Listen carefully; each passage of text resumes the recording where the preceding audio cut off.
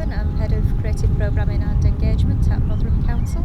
So Hope Feels is an amazing space. When we were first looking at creating a memorial, it was something that had come out of bereavement groups, that people wanted a place to come to and to grieve. And as we were talking to different groups, they were describing grief very differently, and they were describing anxiety very differently. And a lot of groups were saying, because of the restrictions on numbers for funerals and the time that meant had passed between having a funeral and then being able to come together in a sort of a wake, it meant that actually they wanted a celebratory space where they could celebrate their loved one, as opposed to it being a really sad affair. So to carve out a space that is dedicated to people coming together, that is dedicated to celebrating life rather than mourning loss, is a space that is really for well-being and mindfulness, as well as play, and being able to bring those two things together. I think it's a really special place and a brilliant, generous thing to give back to our communities who gave so much. So it was quite a complicated brief to try and bring together a celebration of key workers and communities and volunteers, alongside people who might be grieving, who might need a quiet space, alongside families who want to get together and enjoy themselves. But I think what we've created at Hope Feels has really enabled us to do that, and having that focus on nature and wildlife. So many people discovered that during lockdown, and so many people found comfort and solace around the nature and the natural environment. It was a very restorative thing for people. So to have a space that sort of recognises what happened during COVID, but doesn't dwell on the really sort of sombre and difficult aspects of it is a beautiful thing to have been able to be part of. I mean, we really wanted to, we knew from the start that we wanted to include art as part of it, and when memorials were first discussed, it was very much, shall we have a sculpture that is in a public setting? And through the consultation we were sort of finding out that people didn't want something in the town centre where it was very crowded. They wanted this more contemplative, restorative space, and that really guided the brief for the artworks. And we did a kind of open call. We sort of knew where we wanted them to punctuate the site, so we knew we wanted a memorial that was very specific to COVID, but we knew we wanted playful elements. We knew that we wanted to have references to COVID, like the rainbows, for example, but we didn't want it to be almost like a war memorial-esque kind of sculpture. We knew that we'd got users of the site already, so things like the bird hides. The bird watchers have been here for years, and we didn't want to displace them, but we wanted to celebrate what they do and kind of introduce more people to nature through that way. So the artworks were really guided by what was coming out of the consultation in terms of the messages and the things that were important to people, but also in terms of the site and its space and kind of what was around us in terms of the views, in terms of the uses, in terms of the nature and the wildlife. And I think that they're all very unique and individual, but they've got lovely metaphors. So the work that Dan Jones has done at the memorial, so it has a sphere, and the sun will shine through that twice a day. So you get that kind of lovely metaphor of renewal. The hair that Coralie and Jason have done, sort of springing into new life. So it's very. It references decay and loss, but it's all very looking forward, and I think they've really taken to the brief and done really beautiful, creative memorials that are really engaging as well. We didn't want to do formal play sculptures and formal play areas, but having the mud kitchen where people can build a den around it, having little carvings throughout the site that people can find. It's a really inviting, playful space, and I think the artworks are a great way of introducing people to a natural space. If you don't normally come to a park, you might feel a bit uncomfortable kind of walking by yourself. What do I do? They just help to kind of draw you in and help to give you things to interact with and little markers. So I think they're a hugely important part of what makes this site unique. When we were talking to families, particularly who've been bereaved, or faith leaders who were dealing with people who were managing loss and grief. I think where we'd originally started in terms of the artworks was some kind of sculpture with people's names on there. And when we sort of tested that with groups, one of the things that came out of it was that quite a lot of families didn't want that. They weren't ready. I think COVID was such a shock to us. People lost people very swiftly to an illness that we didn't really know a lot about and they didn't understand. And having to see your family member's name written down was quite difficult for people who were managing grief. We were also talking to people who had lost loved ones, and while it may not have been directly as a result of COVID, it might have been because an operation was cancelled or a treatment was cancelled. So where you draw the line as to whose name goes on a memorial and whose doesn't, it was starting to feel quite that it could cause a lot more upset than it could resolve. And then we sort of looked at this site and that kind of restorative nature and wildlife and how we manage personal tributes. So we know that some people want to have a space where they can put their loved one's name. Others are just really not ready, and the whole ethos of the site is very natural. It's not meant to be a formal memorial space like you might find at a crematorium or a churchyard. So we went back out and we did further consultation specifically with those who've been bereaved. And one of the things that came out quite strongly in that was a national campaign around Love for the Lost, which was sort of yellow hearts that were starting to appear in kind of town centre locations, in parks. So Love for the Lost was really capturing people's imaginations as part of something that people were doing at a very individual level, but it had a national relevance, a bit like Remembrance Sunday might. So at the entrance to Hope Fields, we will have a yellow flowering tree where people can write the name of a loved one, or just a message to something that they've lost, or a message for something that they're grateful for, and they'll be able to hang that message on the tree. The yellow hearts are made out of rice paper, so again they don't harm the wildlife.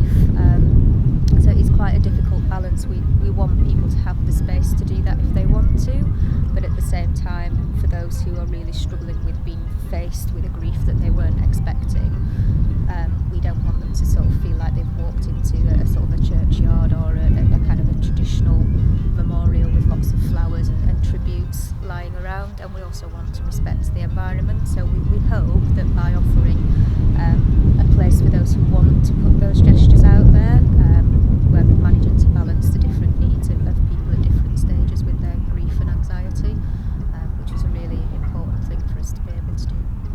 I think children and young people, they're incredibly resilient, but that doesn't take away from the fact that they've lost an awful lot themselves this last year, and having a space that is about just free running, just able to play, able to explore, able to engage in a safe environment. The brilliant thing about Thrive Country Park is it feels so natural, it feels safe, it feels welcoming, so the paths are wide, they're accessible. We get a lot of children and families here anyway, and giving them a space that belongs to them to be able to play and to be able to explore. It's hugely restorative without it feeling forced. So yeah, I think children and young people were always going to be a part of the site, and particularly early years. We did a little bit of research sort of looking around what's within an hour's drive time, and there's not an awful lot unless you want to go to a soft play, whereas this is much more kind of out in the open air, natural environment, and just getting children used to nature and wildlife and habitats, and being able to start to have a conversation with them about how we look after that and protect that for future generations. It's a really easy way into having that conversation. Hope Fields is a really important part of Thrive Country Park. I think the community spirit behind Hope Fields embodies what Thrive is about. We've had everybody from birdwatchers to community groups to parish councils to teams coming here and doing wellbeing days. It's a real community effort. It's a space that is about togetherness. It's a space that's about collective healing. It's about recovery.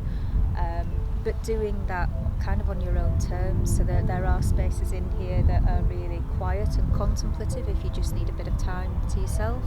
And I think even just the shift moving from the lake into here, it's sort of, the distance of a couple of metres, but the noise levels just drop a little bit. It feels more sheltered, it feels more safe and secure. So, if you are struggling with anxiety and grief, it is a real safe space. But at the same time, it's opened up the views, and it's an opportunity just to be free and just to play and to explore and to be together after a year where those things that we might have once taken for granted have not been possible. So it's a really generous, community-spirited place for people to just come and enjoy and remember some of the good things that we learned during COVID, as well as acknowledge the losses that took place.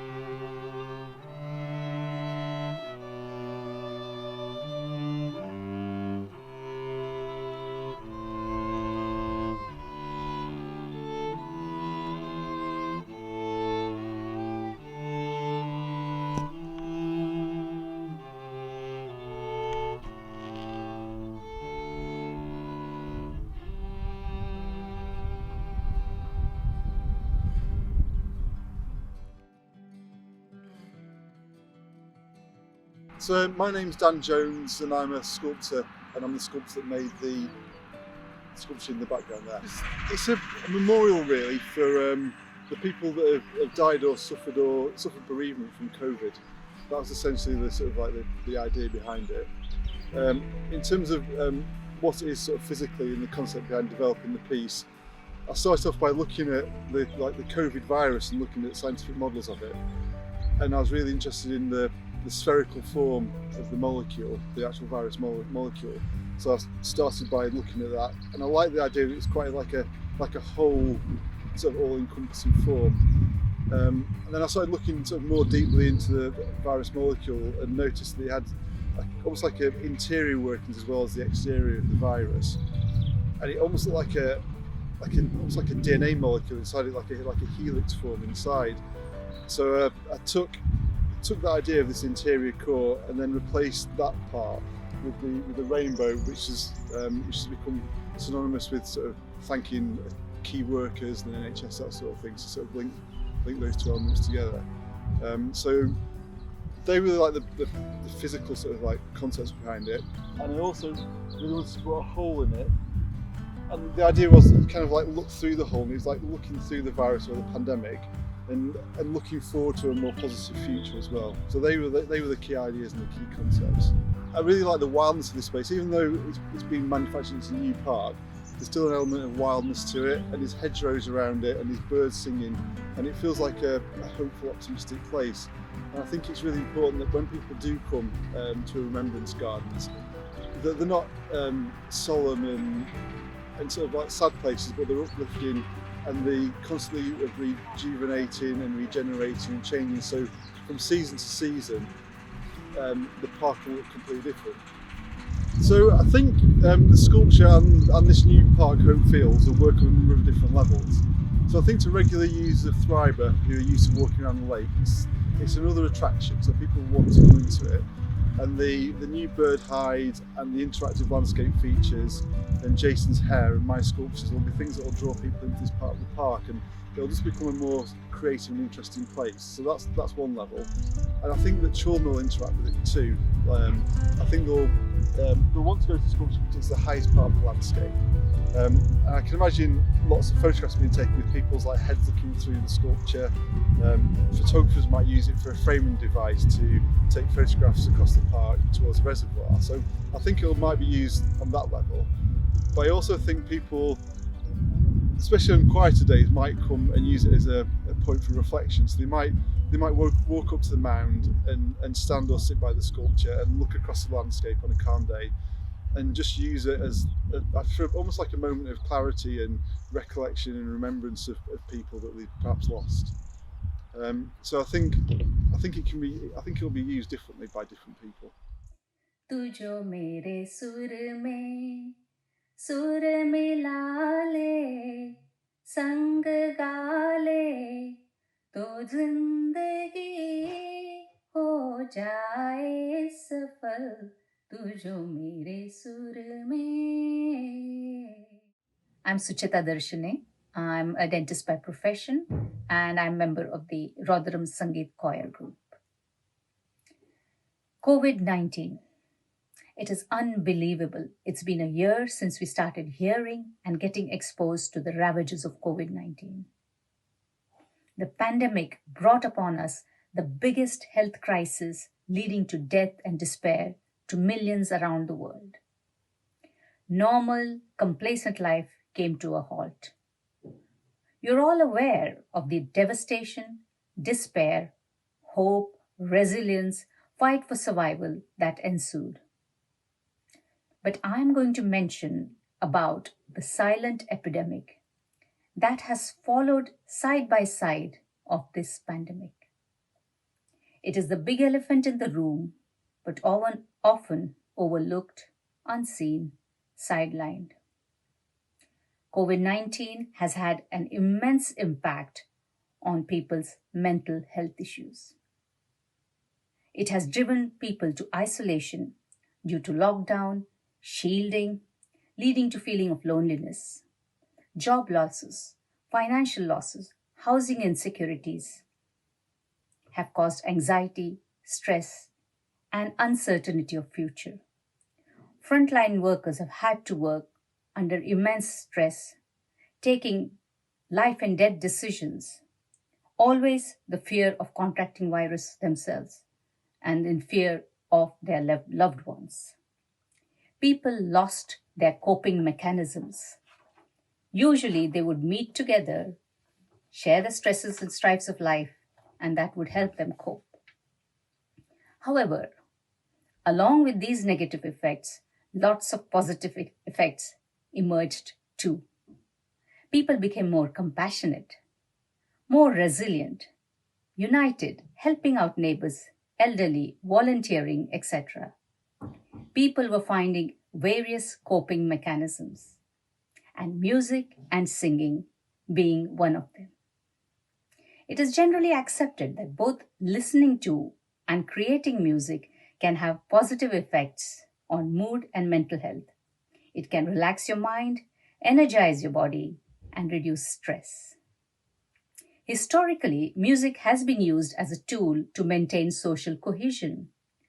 In today's times, national anthems, protest chants, singing and chanting for your favorite football team, and sense of camaraderie induced by singing along in a concert are what makes us feel in tune with others. Ancient Indians believed in divine origin of music. The purest form of sound was considered equal to cosmic energy. Oldest known musical instrument was discovered in a German cave. 43,000-year-old flute from bird bones and mammoth ivory. In a cave, the flute would have sounded divine and would have bonded the community. Group singing has evolved over time and has become part of our lives. It is a highly valuable experience for many and has contributed to their health and well-being. Group singing was found beneficial for its social element and the fact that people were interacting with fellow human beings, and that brought peace and happiness to them. With COVID-19, however, groups could not meet. This led to isolation and despair as the social element was lost. But then the virtual choirs evolved and have been a lifeline for people who have lost all social contact due to shielding. Italian musician Rossini once said, "The language of music is common to all generations and nations. It is understood by everybody since it is understood with heart." During pandemic, as we all know, Italians embraced the language of music as a means to communicate and bond with their neighbors.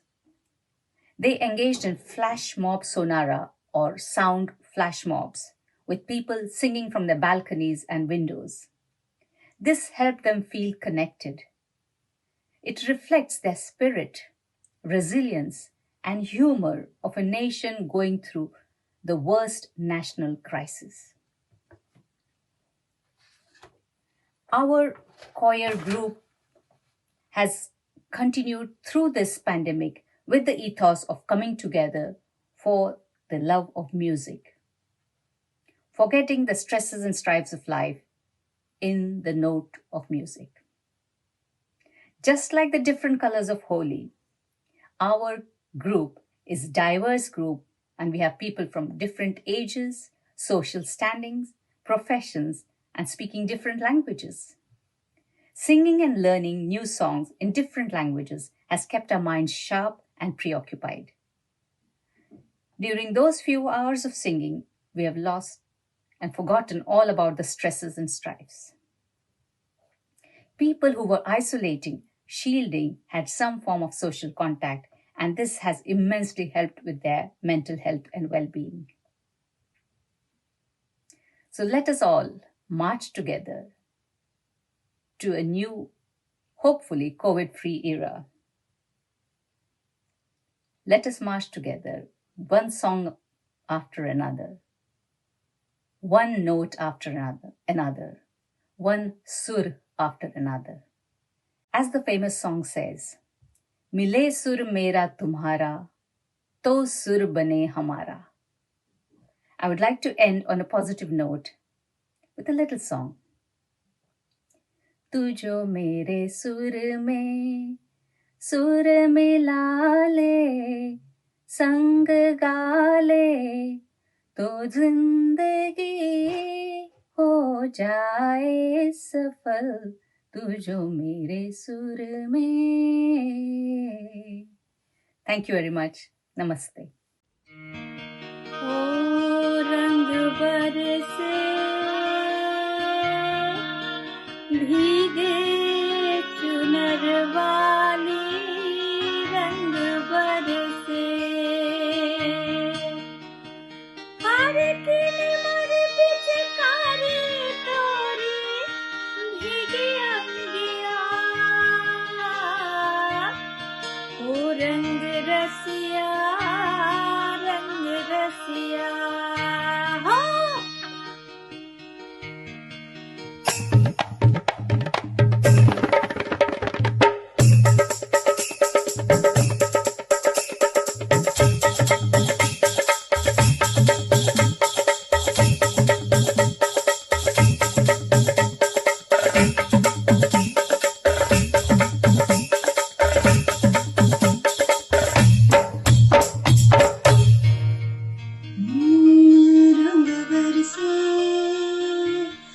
सारे रंग बरसे भीगे चुनर वाली रंग बरसे ओ रंग बरसे भीगे चुनर वाली रंग बरसे ओ रंग बरसे भीगे चुनर वाली रंग बरसे ओ रंग बरसे भीगे चुनर वाली रंग बरसे ओ रंग बरसे भीगे चुनर वाली रंग बरसे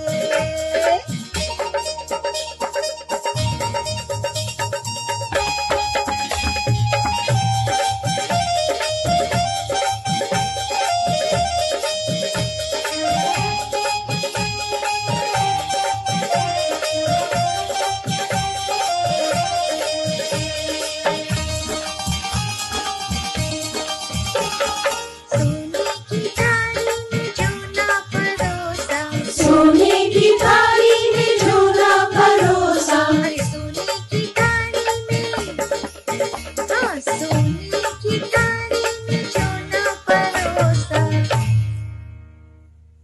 खाए गोरी का यार बरम तरसे रंग बरसे हो रंग बरसे भीगे चुनर वाली रंग बरसे हो रंग बरसे भीगे चुनर वाली रंग बरसे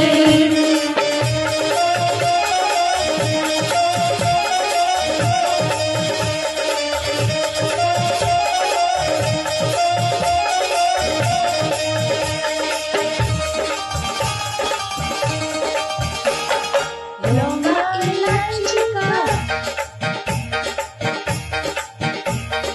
लौंगा इलायची का बीड़ा लगाया लौंगा इलायची का बीड़ा लगाया लौंगा इलायची का लौंगा इलायची का बीड़ा लगाया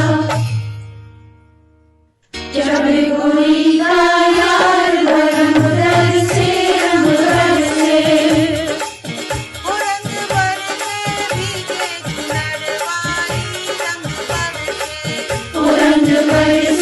भीगे चुनर वाली रंग बरसे ओ रंग बरसे भीगे चुनर वाली रंग बरसे ओ रंग बरसे भीगे चुनर वाली रंग बरसे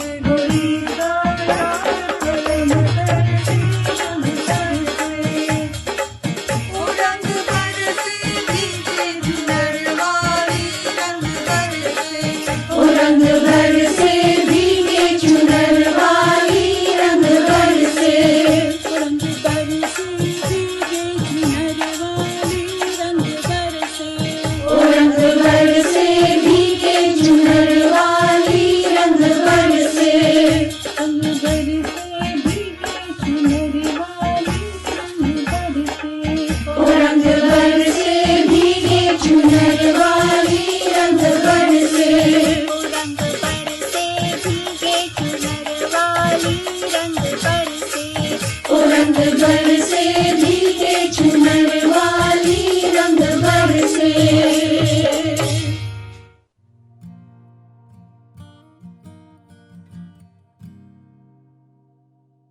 Okay, my name is Jason Thompson, also known as Jason Turpin Thompson if you're on the internet, and I'm a sculptor that works in quite a lot of different materials. So sometimes I might be doing massive tree carvings, I might be doing a stone carving once in a while, and I've also done huge cast iron sculptures and really tiny things in bone as well.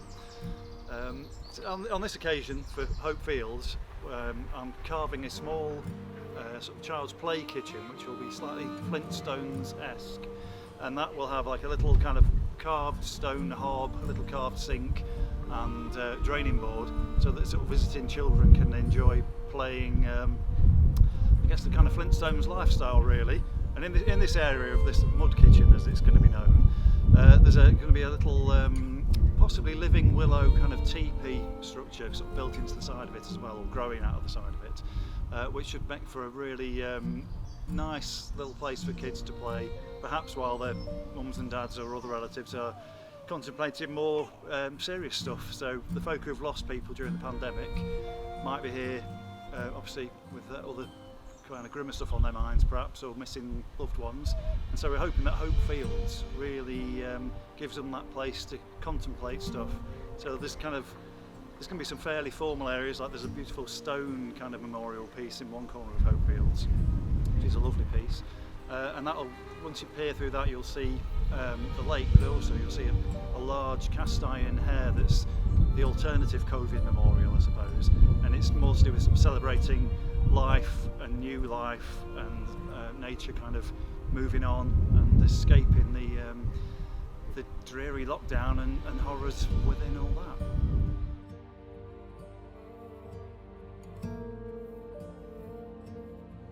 Hope Fields is a living memorial for those who lost their lives during the COVID-19 pandemic. It is also a place for our volunteers, key workers and our communities that all came together to protect us during the pandemic. And it will be a place for people to come, relax, breathe and have hope for the future.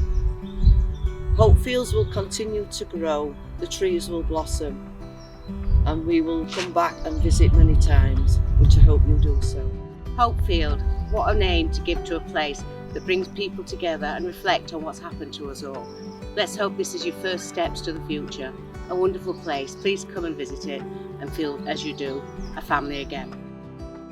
As Mayor of Rotherham, I have planted this tree in memory of those who have lost their lives and for a mark of hope for the future.